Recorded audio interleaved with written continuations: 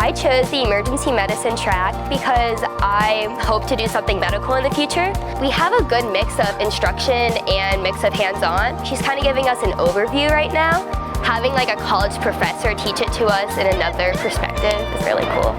Working with the Summer Springboard has inspired me to continue to pursue interior designing. I've never been able to just get such a hands-on experience with working with the arts, so I can definitely say for sure that this career is peak interest for me after going through this program. In my class, we wanted to do a lot of hands-on learning and like actually doing stuff as opposed to just lectures. Like I've learned how to do CPR and we're about to learn how to do sutures, and just there's so much that I am getting to do. My instructor is amazing. He's a lawyer himself and he's taught us so much so far. I'm excited to keep hearing from him and learning from him. We went to a courthouse and watched a murder trial, and it brought everything to life and it taught us a lot. This program really has shown me this is what I want to do, and it's been amazing.